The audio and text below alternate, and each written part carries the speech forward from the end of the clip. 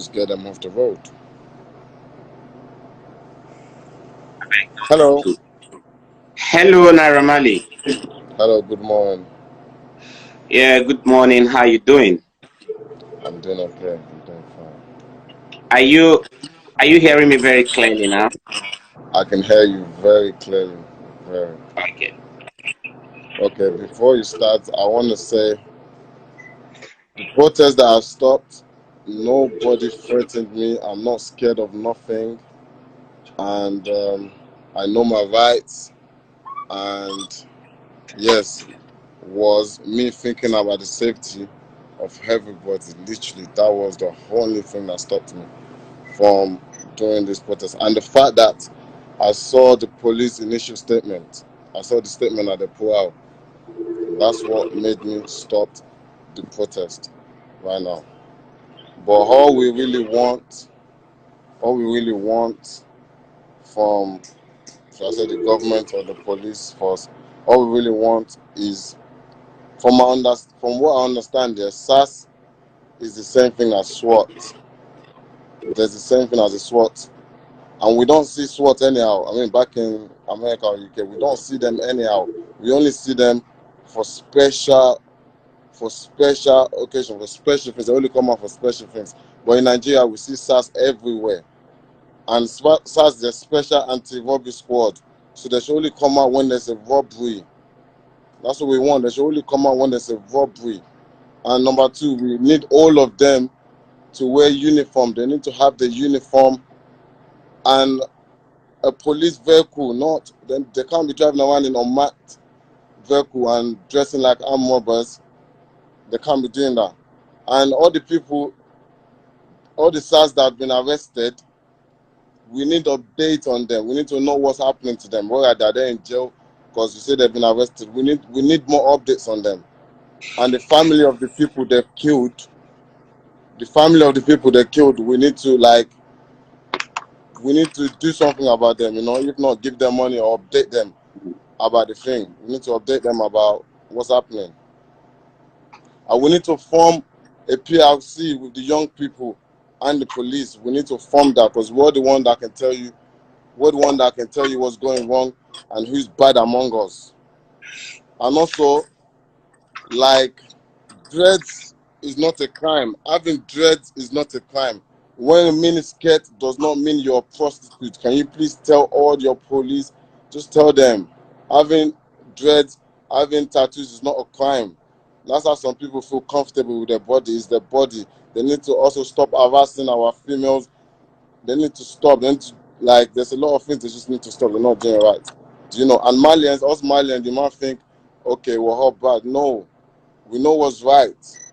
And we know our right. And that's what we're fighting for. By now, sir. So back to you. Okay. First of all, Naira Marley, let me thank you for this initiative and thank you for being very bold and proactive. I equally want to, before I comment on the to say very clearly that this is the first time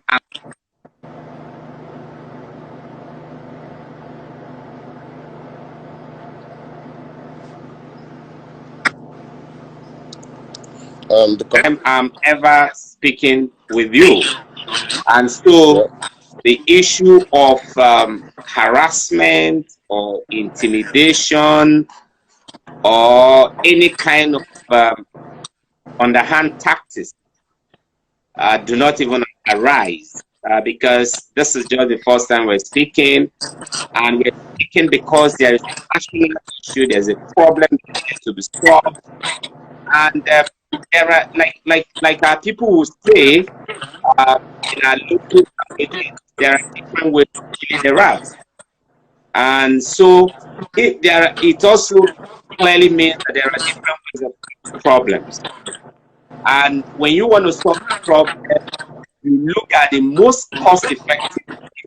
You look at the approach that will be less risky. Look at the approach that will give you very little collateral damage. And so, in this instant case, like you've noted, we did not wait for protests to come up. We did not wait for Nigerian youth to go on the street or a statement. As a matter of fact, we don't have an idea that they are planning to go on the protest until probably yesterday when we this on we responded to the problem. We acknowledge the fact that in the past, in STS, in IELTS, have not lived up to their expectations. In this job, our fundamental duty is to protect lives and protect the property of Nigeria. And in protecting lives and property, you must first of all preserve the fundamental rights of the citizens. If you don't preserve their rights, then you can't protect their life. If you look at our constitution, the right to life, the right to freedom of movement, the right to dignity of the human person. And so if a man chooses to braid his hair, or a man chooses to go along with ox, or to a body, or a woman, you must respect her choice, Yes. and you must respect the dignity of that person. Yes. No offense whatsoever with dreadlocks.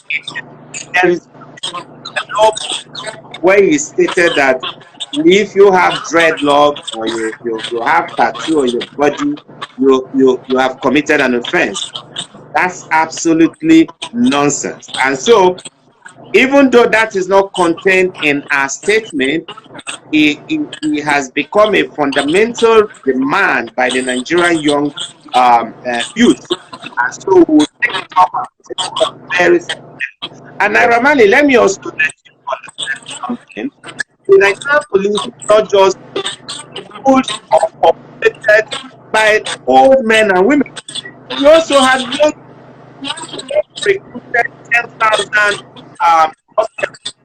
these 10,000 people, they are aged 18 and 25. So these are clearly young men, and they all come. We recruited them from. So these young men will be your ambassadors in the police.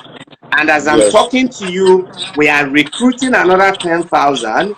And I want to challenge a lot of our young people there. You cannot change a system by staying back in the system. And so people want to criticize the initiative of talking to us today.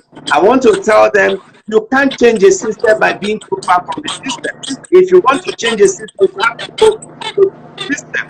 If you have a son or a daughter that's not doing well, you can't stay far from the daughter if you really want to see positive changes. I want to challenge young men and women out there. Anytime the police is also an opportunity to get into the system.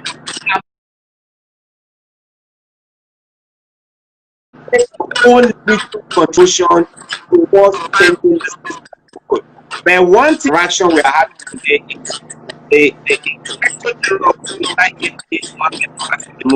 is very serious about the instructions and the restriction orders he has placed on Sars, on F-class and other people's blood.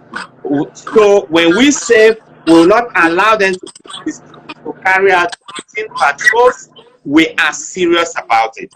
We will say we will not allow them to check and search the handheld phones, smartphones, or computers, other smart devices of our citizens indiscriminately and unlawfully. We are serious about it. For patrols in more and without the appropriate tactical years of appropriate police uniform, we are serious about it.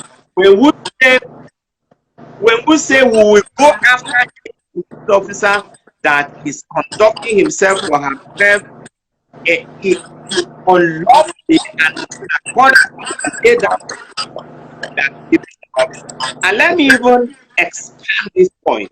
When we talk about men who go out to the street dressed in and carrying, we are as a note, even this men to professional education, whether you are in their F, or you are Naija, or in Lion Food, or in whenever you ask, whether you are in the covenant unit or the prime unit, you are not authorized to go to a mufti with Thank you. that is banned and it is banned. Thank you. We will to begin to police policemen themselves. So when policemen are policed, we will also have policing them with our standard operating procedures, that they are in line with our code of conduct, and that the conduct are in line with the law of this country. All we want is Nigerians to have patience with us. These Inspector General of Police have not issued this kind of directive. Even if it was issued by any other line, please hold us accountable for these ones that we are issuing today. Don't ever might happen judge us by these two covenants that we are signing with you. Not just that we are signing with you.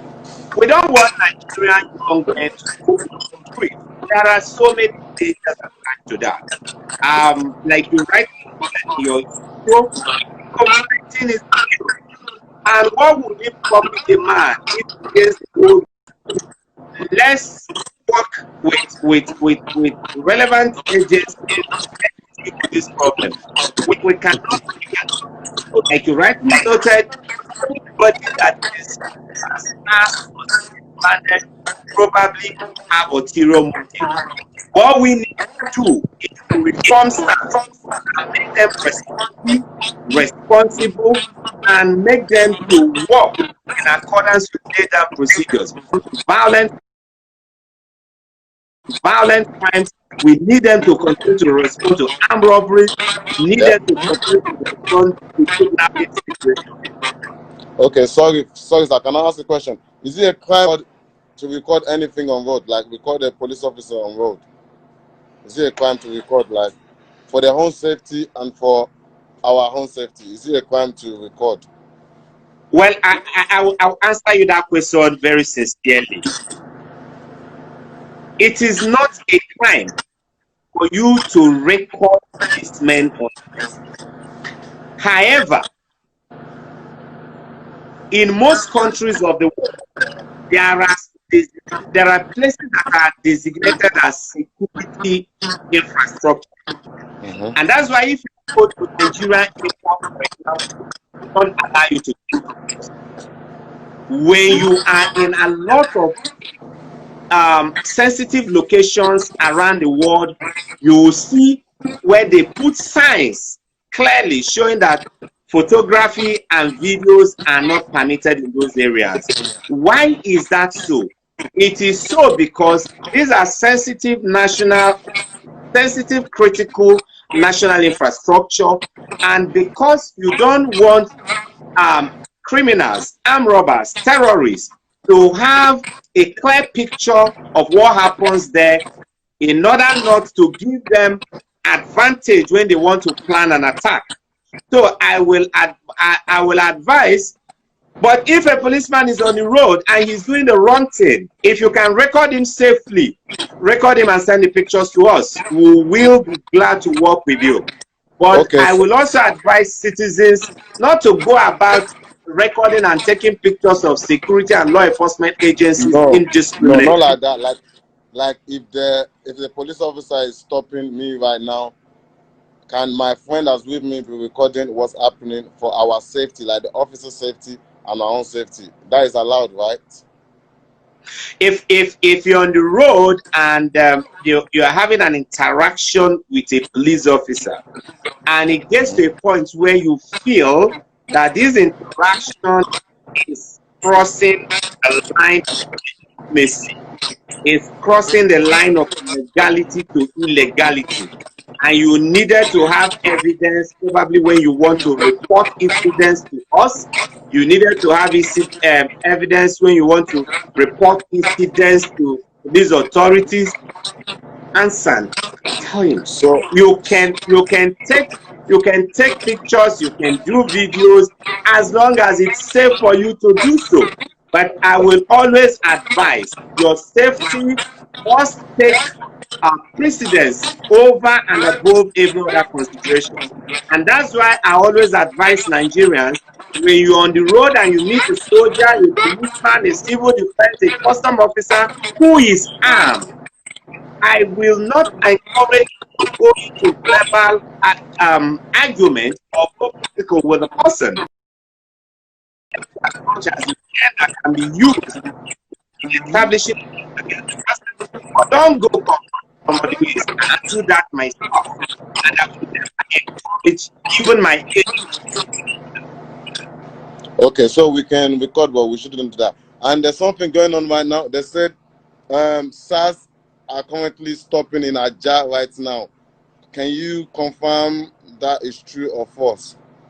It will be difficult for me to do a direct confirmation now. But what I can say is that let them a DM to us. That location where the incident is happening, I will send the right place. Okay. And let me also tell everyone, because you spent a lot of time talking about recording. I also want to assure Nigerians that right now the Nigerian police has a capacity. A lot of our police officers are experimenting that already in Abuja and few other select cities. We have massive modern digital control room here in the quarters, and our police officers are already wearing body cameras. So the police, there are selected patrol vehicles in that are equipped with cameras, and the police officer running those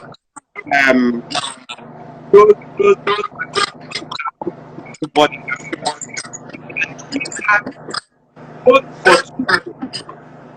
Or about three reasons. One, with body camera, you are able to gather video evidence and pictorial evidence of crimes on the street. With body cameras, you are able to record their interactions with the law enforcement officers, secured and being monitored by a headquarters. With body cameras, you are also able to assure the police officer himself that he is also being protected in case the citizen is interacting with right against him.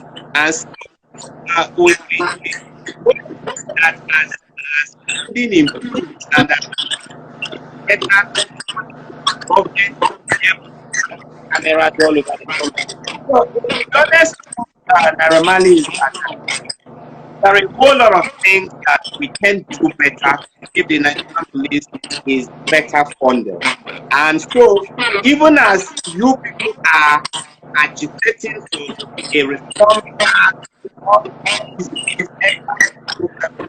I also want you people to also begin to talk to government agencies, to corporate Nigeria, to very rich Nigerians, the billionaires out there, to begin to invest a fraction of their wealth in improving the security in this country, the security architecture in this country. We don't need their cash. We want to make sure in build critical items and tools that we need to work with. We need to have better vehicles. We need to have body cameras. We need to have less lethal weapons, tasers, for example. If every police officer in Nigeria can carry taser, for example, you don't need to fire live bullets. You can use a taser to temporarily demobilize a suspect without inflicting any fatal or life-threatening injury on the suspect. So what I'm saying is that it is everything we're doing should be a work in progress, and we must work. You hearing me clearly? I can hear you now. Okay. We must. I do see now. I don't know how the real ones are there. I The don't know real how ones must concentrate on solving the problems that are being exposed by the real ones. I don't know how real it is now. The ones that they are in Naija, I just got from a right source, a correct source that they are currently in Naija, but I don't know how right that is. If it's fake news. Have they done the DM to us so that we can work on it? Guys, So can you just give me the exact location so I can pass the instruction right away? Where in Naija is vast area? Okay.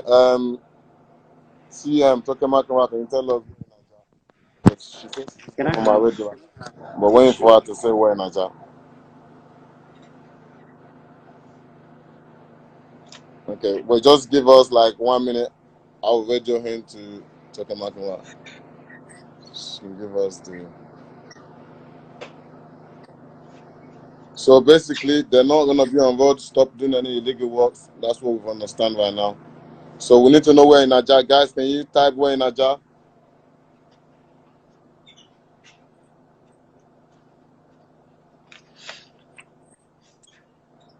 So I guess we'll leave that for now till they can answer where in Naija. Yeah, as soon as you have the information, let's have it and we'll work on it. I also want to clear one point. We are not going to leave our streets unpoliced. There will be conventional patrol vehicles policing our streets. We still have traffic men and women controlling traffic. We have a rapid response squad patrolling because normal police patrol vehicles are manned by properly dressed policemen from different police stations, the different area from the state command patrolling the streets. But we will not have STS operatives, IRT operatives patrolling the streets on routine basis. They will only come out when there are people come out. They will come out want to make up they will come out if they are looking for a particular suspect that has been indicted in their they will, and once they finish the operation, they return back to base. That is the new order. That is the new normal. That is the new norm. Okay. So they just radioed in is Aja under bridge. Aja under bridge. Which bridge do you have in Aja? Yeah, I know. I know Aja. I used to be an area commander in Aja, so I know Aja pretty well. Where do we have a bridge in Aja? Naira Marley, you stay on the island. Where do we have a bridge in Naija? Okay, region Abamadesoya, Badore.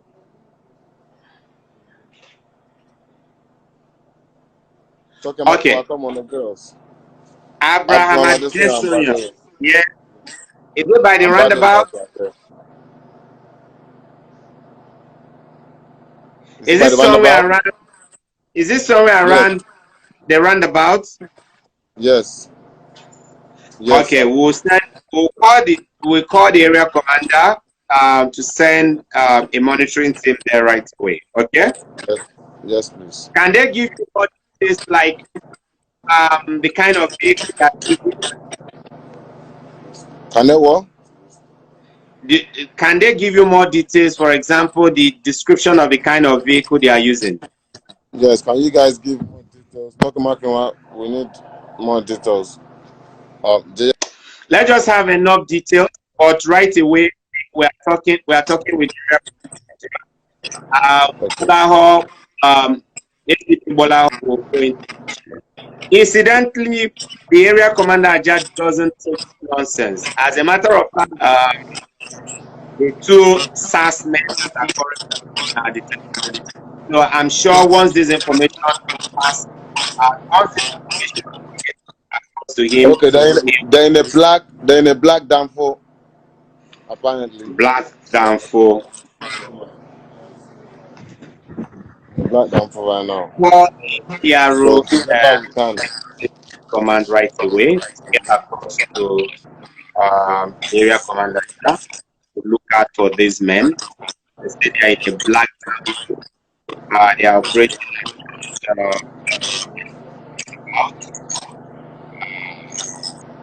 like I just hope they are still around there. They can keep a tab on them and then give us real-time information. Okay, Okay, we and then can do that quietly on our DM.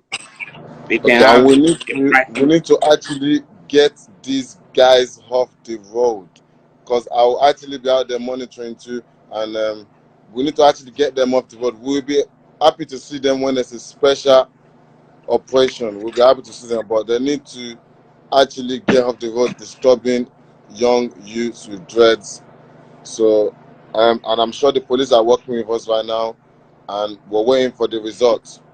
So, I'm gonna say thank you very much, sir, for taking your time to speak to us, and I pray that everything you guys said is being done by them.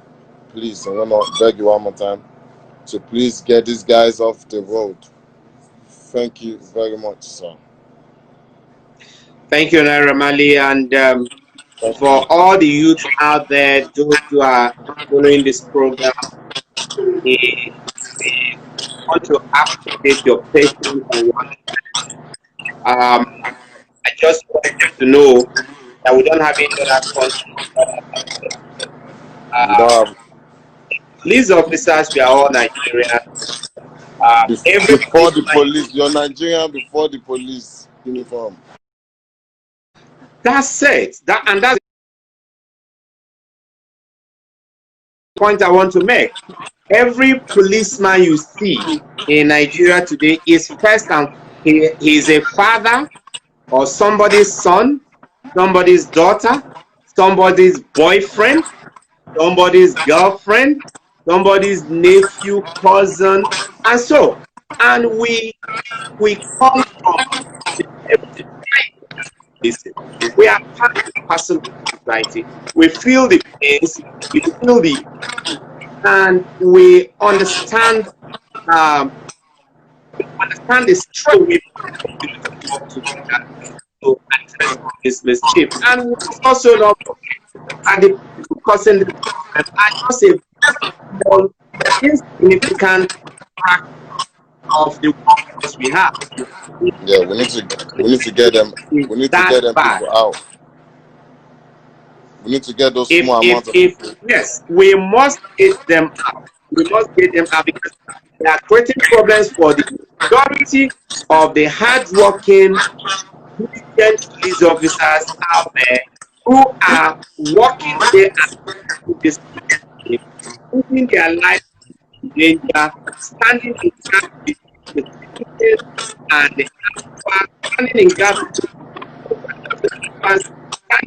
between the citizens and the criminal, standing in the store, in the night, under the attack of all kinds of criminals and still serving the